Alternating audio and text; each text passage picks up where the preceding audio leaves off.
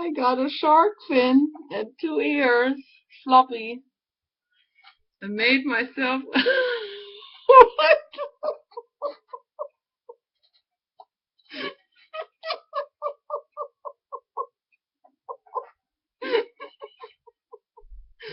I love it. So anyway, I wanted to make a video today, and the subject is serious, even though the hood is not. But I just wanted to make this point here with the hood because I'm not like above everything, I'm not making a video with that hoodie here.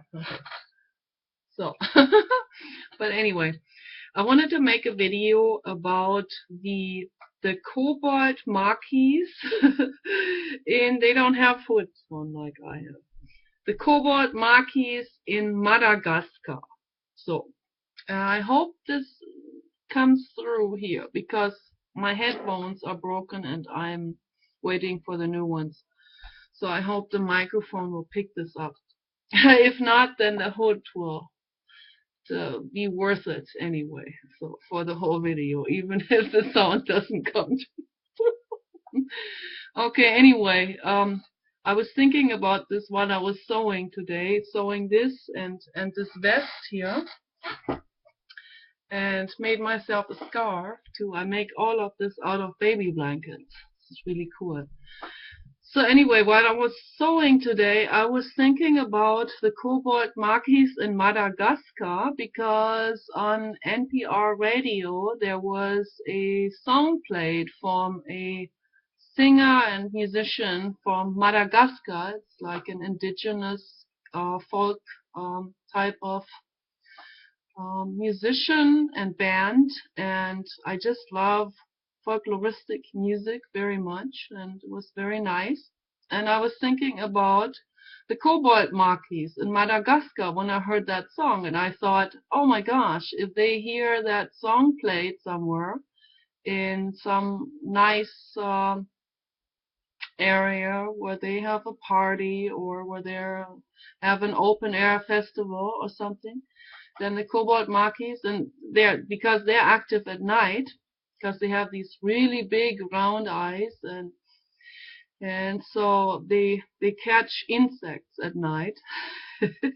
They're about the size, like about the size, and the head is like this, and they have these really really round eyes that pop out, and and the reason why they're feared is because of these eyes. So they're feared by the indigenous people, and it is very sad because um, because of these eyes, the indigenous people for thousands of years have believed that these eyes are dangerous, that they represent the gods of the underworld or something. And now they have developed this superstition over thousands of years. It's probably been going on for 20,000 years or longer. They have developed a superstition that if somebody looks into the eyes of this Koboldt Maki, or I forgot now, maybe it's a different name, I have to look this up again, and I'll put it in the video description. They have very long fingers, and there are different types of Koboldt Makis in Africa and also directly at the equator. They live in the jungles, and I've seen one type in Kenya, and they're very very cute. They also have big round eyes, but the ones in Madagascar, they are particularly strange looking, and I can understand that they're afraid because the eyes are particularly round and pop out, and they have very bizarre faces. I find them very very lovely and very cute, and I don't see anything scary about them. And the truth is, there's nothing scary about these lovely little monkeys, these arboreal tree climbing monkeys. They're very harmless. They eat fruits and insects, and they don't hurt anybody. And but the indigenous people in Madagascar, they have this belief that if they look into the eyes of one of those Makis, that they will be somehow doomed and brought to hell, or something terrible is going to happen to them. They'll be somehow punished by those gods of the underworld. And now they are hunting these beautiful animals to extinction, and it makes me cry to think about it. And when I heard that song, I almost cried again, because here they're playing this lovely song, lovely music, and they're probably not even aware what's going on with the extinction of so many animals and so many species in Africa, and particularly these beautiful Koboldt Makis. And all of this because of religion, because of superstition. It's not, I'm trying not to put myself above others. I want you to know that I'm not above anybody when I'm talking about this. When I'm talking about religion, we need to become aware of this. I'm not above anybody. That's why I'm wearing this shark fin hood, because I want you to know I'm not above anybody. I'm not like, are you better than anyone? That's the question I get a lot. You think you're better than other people? No. Why should I think I'm better? Because I care? Because some other people don't care I'm better? Well, ask yourself that question. If you think I'm better, then why don't you do better? Then you're better too, right? Does this make sense somehow? So anyway, let's do better. Let's all do better than that. Okay? Let's care more. There are animals that are at the brink of extinction, and even if they are not, it is absolutely horrendous what's going on. How the animals are suffering, and a lot of humans too. All that suffering in the world. We can do better than that. If everybody contributes their part, it just doesn't have to be much. Contribute a little bit to helping. Tell other people about it. That's already something that's big. If you can do this, if you can tell other people. Go on Google, research it. The Koboldt Makis in Madagascar. Research what's going on. Because of superstition, these animals are being shot and hunted to extinction, and there are very few left, and it's ruthless. The babies are starving, the mothers are shot, and I mean, it's absolutely horrendous what's going on. And they have the same feelings as humans have. Exactly the same feelings, the same emotions, they have the same social structures. They're sad when somebody dies. They suffer like we do. They fall in love. All these different feelings and emotional and physical. It's the same nervous system. All mammals share the same nervous system. And it's been declared now in Cambridge by scientists, now publicly declared, that all mammals, a lot of reptiles, a lot of birds too, that there's a sliding scale down, of course, becomes more and more simple, the structure, but all mammals have the same nervous system. They feel the same things, same pain, all of it. Even fish feel pain. So all animals feel pain, to a lesser or more degree. It's like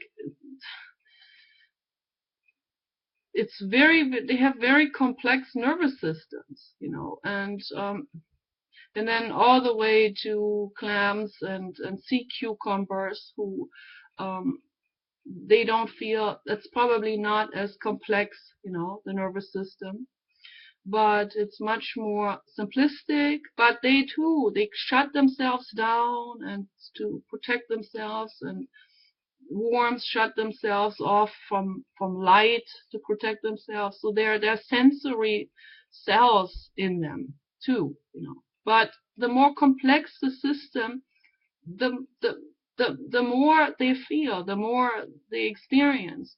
And all mammals have exactly the same nervous system, just like people.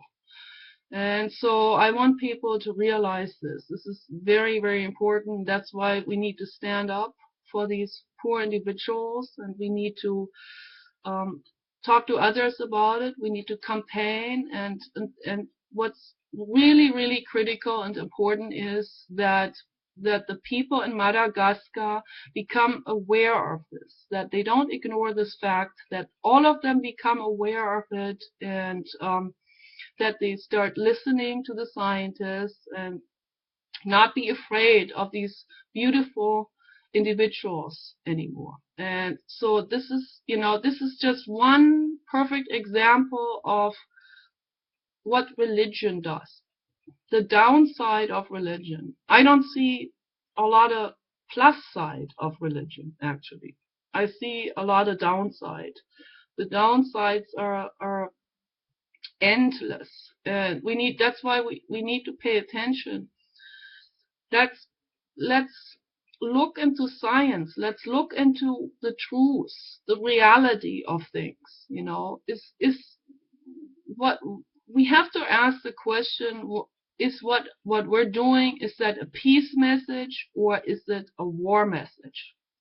Religion tends to become a war message, and this example shows why. Because religion supports superstitions, and not only superstitions but traditional superstitions that have been traded from one generation to the next, and then people believe it, and then it becomes like, it's like part of that religion, and then people become afraid. They're afraid that they're going to be punished by their gods. This whole thing led to the Mayans.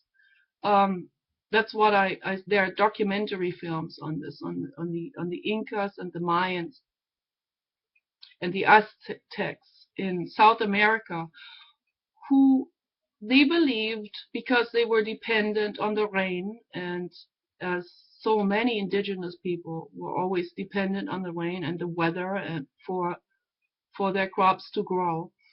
So they believed that there are the gods of the mountains and the volcanoes and landscapes and some animals, and they thought that these gods would punish them if they did not make sacrifices to them. So this whole thing finally, it escalated so far that the indigenous tribes in the past in South America, that they threw their own children into volcanoes. And not only that, they told them a year before that they would throw them into the volcano, and the more the child would cry about it, the better it was for them. That's what they believed. I mean, it escalates. Religion escalates into such drastic superstition and extreme insanity and brutality and violence and war. It's beyond words. We have to pay attention to this. Let's pay attention to this. The Western world has learned a lot. They're no longer burning witches. They used to burn witches. Just not like up until like 200 years ago.